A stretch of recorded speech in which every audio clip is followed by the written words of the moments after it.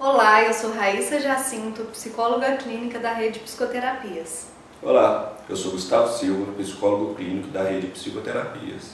A gente está aqui hoje para mais um Caiu na Rede, para falar para vocês sobre o que é doença mental.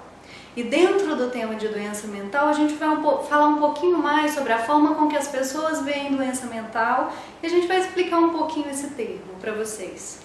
E também, atendendo o pedido da OMS, nós iremos falar sobre depressão, contemplando diferentes abordagens da psicologia e formas de tratamento. Um equívoco comum que ocorre é que as pessoas confundem doença mental com loucura. Mas, na verdade, doença mental é um conjunto de sintomas que prejudicam o cotidiano de vida das pessoas.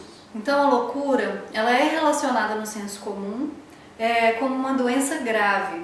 Mas a pessoa, ela não tem controle de si, que precisa ser internada ou que toma medicação, né? Então ela é relacionada, loucura, com essas necessidades. Isso tem uma origem histórica, né? Quando foram surgindo as doenças psicológicas como histeria, esquizofrenia, entre outras. O fato das pessoas não terem esse controle de si, de conseguirem responder direito, assustava muito a população e elas eram jogadas em hospícios, em hospitais, que como todos vocês já conhecem as histórias disso. O que causa esse temor na palavra doença mental. Mas na verdade esse significado não necessariamente é tão real, né? Se a gente for parar para pensar, se a gente for colocar um exemplo, a doença mais grave assim que a gente pode colocar, mais incapacitante, seria a esquizofrenia, por exemplo, né? E a gente pode ver que ela tem vários graus, né? Tem níveis em que ocorre a doença na pessoa. Até na esquizofrenia, né? Ela tratada, ela com acompanhamento, né? O indivíduo ele pode ter um convívio social, ele pode conseguir trabalhar, ele pode ter certa qualidade de vida, né? E ainda assim ter um tipo de doença mental. Pois é, esse fator incapacitante da doença mental, que é atribuído popularmente, torna esse diagnóstico, esse quadro, muito evitado pelas pessoas, como se causasse um estigma. E a consequência disso é que as pessoas não procuram tratamento e acabam vivendo com esses sintomas durante anos, prejudicando a vida própria, a vida de terceiros, familiares, o que for. Doença mental é uma coisa muito séria. E, graças à evolução da ciência, o que for, nós temos bons tratamentos hoje em dia para isso. Também é importante que os familiares e os próprios portadores de transtornos psicológicos entendam que qualquer tipo de diagnóstico hoje em dia é visto de uma forma espectral. Então você pode possuir um transtorno num grau mais leve ou então num grau mais avançado. Então as pessoas com um grau mais leve, elas conseguem ter mais autonomia, tendem a ter mais autonomia para procurar ajuda sozinhas. Em casos mais graves, é necessário que a família se mobilize e procure ajuda para tratar a pessoa. Uma das coisas que a gente pode dizer para as pessoas, né, é como nós trabalhamos com isso, né? Então, eu trabalho com terapia cognitiva comportamental no consultório, né? Gustavo Eu trabalho com a análise do comportamento. E aí a gente vai explicar um pouquinho para vocês o que é mais ou menos como a gente trabalha, para a gente entrar dentro de uma doença ou de um transtorno específico, para a gente dar um exemplo para vocês, ok? Então, vou falar um pouquinho da terapia cognitiva, que ela é uma abordagem, ela é criada pelo Aaron Beck, que ele basicamente trabalha com a forma de pensar das pessoas. Então, entende-se que a pessoa, ela pensa em relação às situações que ela vive, ela sente em relação a esse pensamento que ela teve e diante desse pensamento, desse sentimento, ela se comporta, né? Então, essa é a forma básica em que a cognitiva trabalha. Então, essa percepção de mundo que a pessoa tem, não necessariamente nessa explicação, estou falando sobre doença, né? isso acontece com todos nós, né? A gente entende isso, que essa percepção ela pode não estar relacionada com o contexto que ela está vivendo, e isso gera uma distorção. Então, um pensamento distorcido, ele gera prejuízos na vida da pessoa. E o terapeuta cognitivo, ele faz uma reestruturação cognitiva, né? Essa reestruturação é trabalhar esse pensamento disfuncional, né? Um pensamento que gera um tipo de prejuízo na vida dessa pessoa, né? De forma a reduzir ou até extinguir, se for possível, né? Esses prejuízos. Então, basicamente, a gente trabalha dessa forma. Já a análise do comportamento, a gente pode dizer que é uma prima da cognitivo comportamental. Mas, mesmo tendo esse parentesco assim, ela possui uma visão diferente do homem e, consequentemente, as suas explicações sobre os fenômenos também serão diferentes. As terapias analítico-comportamentais, elas têm como base a filosofia do behaviorismo radical, que tem seu principal expoente o Frederick Skinner, né? Burrus Frederick Skinner. Tais terapias, elas visam compreender e explicar o porquê agimos e nos comportamos como nos comportamos. Para isso, elas recorrem a um conceito, uma ferramenta que é chamada de análise funcional. Essa análise funcional é presente nas diversas terapias, modalidades de psicoterapias analíticas comportamentais. A análise funcional, ela investiga minuciosamente os contextos em que uma pessoa faz o que faz, o que ela fez, né, o que aquele comportamento produziu nela, o que aquela ação produziu nela, fala, sensação, analisa isso tudo. E o que ocorreu depois dessa ação dela, né, o que foi promovido, o que modificou. E a partir da análise dessas três situações, né, do antecedente, do organismo da pessoa, do momento em si, e do consequente, o terapeuta ele pode bolar estratégias para que as pessoas possam melhorar e produzir novas formas de agir em diferentes contextos. Então, entrando agora em depressão para falar para vocês, né, agora que a gente já explicou nossas abordagens, a forma com que a gente trabalha aqui no consultório, a depressão ela é um transtorno mental bem frequente, né? O mundo inteiro, todas as pessoas que existem, estima-se que 350 milhões de pessoas, de todas as idades, né, de qualquer etapa da vida, elas sofrem com esse transtorno. Os sintomas da depressão eles são bem discretos assim, e muitas vezes não são levados tão a sério assim, o que acarreta a não procura de tratamentos para o quadro.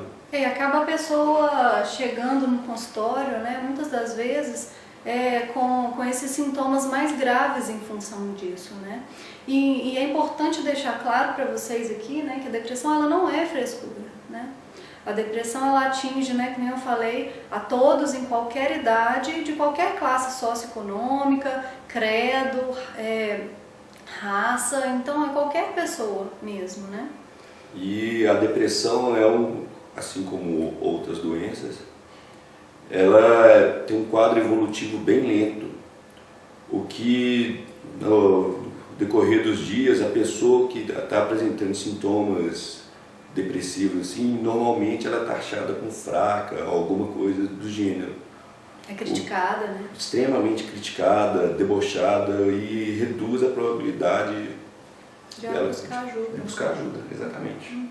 Bom, então para falar para vocês um pouquinho dos sintomas, né? Nos sintomas da depressão, a gente pode perceber que tem a pessoa chega a ficar com o sono prejudicado, né? Ela começa a ter insônia, ou às vezes apenas no início, né, o sono começa a ser afetado, ela acorda no meio da noite, às vezes ela acorda mais cedo e não consegue voltar a dormir.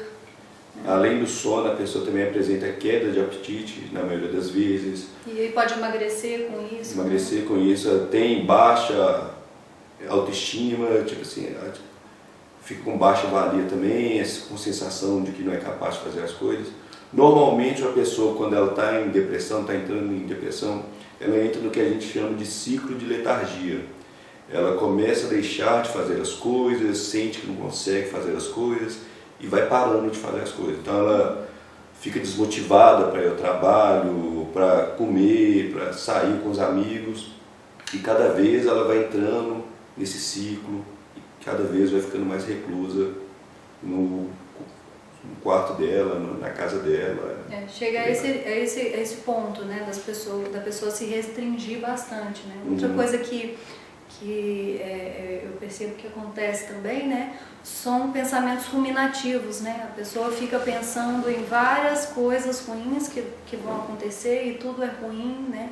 Além do intenso sentimento de tristeza que ela sente, né, de culpa. Esses são sintomas bastante consideráveis da depressão, né? Então, uma coisa que a gente pode ver, né, baseando na cognitiva, se a gente for agora tentar ver o olhar de cada abordagem nossa para falar para você sobre a depressão, o modelo da cognitiva, ele se baseia na visão de que esses estados estressores, né, acontecem coisas com a gente, né, em relação à depressão, frequentemente são mantidos ou até exagerados, né, maneiras de pensar, né, em pensamentos exagerados ou tendenciosos, né, e o papel do terapeuta da cognitiva, né, é ajudar o paciente, né, a reconhecer exatamente esse estilo de pensamento, né, que acontece na pessoa, esses pensamentos ruminativos, né, que a pessoa fica pensando e modificá-lo, né? A ideia é essa reestruturação cognitiva que eu falei antes para vocês, né? A ideia é modificar esse pensamento distorcido, né, que é esse pensamento ruminado, através da evidência e da lógica, né? A terapia cognitiva, ela se baseia principalmente nessas características, né? Na evidência e na lógica. Portanto, né, a terapia cognitiva ela é bem antiga, né? Assim, a psicologia ela é recente, mas esse estudo pela lógica e evidência, ele não é tão recente assim. O trabalho que a gente usa técnicas, né, como o diálogo socrático, né? A gente baseia na lógica do pensamento da pessoa, no modelo aristotélico, que a gente coleta informações, categoriza informações, né, através do mundo real da pessoa, daquilo que a pessoa enxerga, né? E a gente busca enfatizar esse papel central da cognição, né, na emoção e do processamento esquemático, né, como fator determinante no processo da terapia, né? Então a ideia é trabalhar principalmente esses pensamentos, né, e modificá-lo para que a pessoa tenha, né, melhor qualidade de vida, para que ela volte, né, ao meio social, que normalmente ela fica mais restrita, né, os sintomas da depressão restringem muito a pessoa, né? Então a ideia é essa, né? E para você, Gustavo, como que é na análise do comportamento esse olhar sobre os pacientes com depressão? Na análise do comportamento, é importante entender como o indivíduo age, né, de por que ele age daquela forma. E um detalhe muito importante quando a gente vai trabalhar com depressão é destacar que pensamento é um tipo de comportamento. Sabe? Apesar de a gente ficar usando essa palavra o tempo todo, comportamento, e ela está associada com movimentos públicos, externos, assim, a definição de comportamento para essa epistemologia, né, para essa ciência, esse campo de produção de conhecimento, é muito além desses movimentos externos, assim. A análise do comportamento, ela tende a dizer que pessoas deprimidas, né, que apresentam depressão, elas possuem um déficit comportamental, sabe? Que isso quer dizer que as pessoas elas não conseguem se engajar em atividades, pensamentos, relacionamentos prazerosos para ela, sabe? Então ela passa a ter na sua rotina muito menos reforçadores, coisas prazerosas para ela do que ela deveria ter, né? Do que é saudável para ela. Consequentemente, ela vai entrar naquele ciclo de letargia que foi dito anteriormente. A análise do comportamento, ela tende, falando de uma maneira bem resumida assim, ela tende a dizer que a depressão ela surge por episódios de pacientes com história de vida com muita punição, que são pessoas que são punidas, castigadas o tempo todo, assim, principalmente pais muito abusivos. A gente vê muito isso na clínica, que qualquer tipo de abuso, tanto físico, emocional, quanto sexual, pessoas que cresceram em ambientes, lares muito abusivos, né, a escola também pode enquadrar, elas não conseguem desenvolver repertórios, habilidades para se engajar socialmente em coisas que elas gostam, né, pelo fato de que tudo que elas fazem o tempo todo, elas foram castradas, né, então, tipo assim, ela comentava alguma coisa, fazia alguma coisa, às vezes não fazia nada. Tem até uma coisa, um conceito bem legal que chama de desamparo aprendido, que quando um animal, um organismo que for, está num contexto em que tudo que ele faz ele é punido e não tem como ele fugir disso, ele começa a generalizar que todas as respostas dele serão punidas, então ele para de fazer as coisas. Isso tem experimentos com diferentes animais em laboratório e o mesmo acontece com a gente, né? Todo mundo já presenciou um caso semelhante assim, né? Pelo menos tem alguma ideia. Outro ponto também que a análise do comportamento explica sobre a origem da depressão é o fato de que pessoas passaram por algum tipo de perda, né?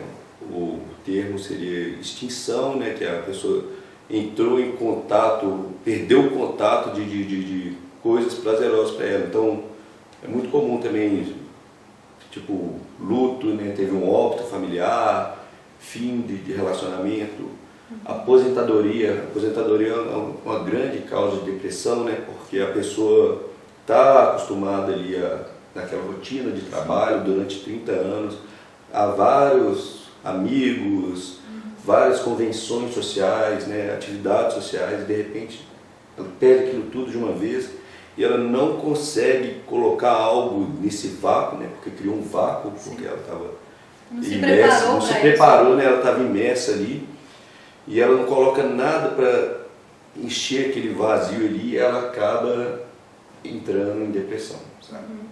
E a análise do comportamento, tem outras causas também, mas a análise do comportamento ela vai focar dessa forma.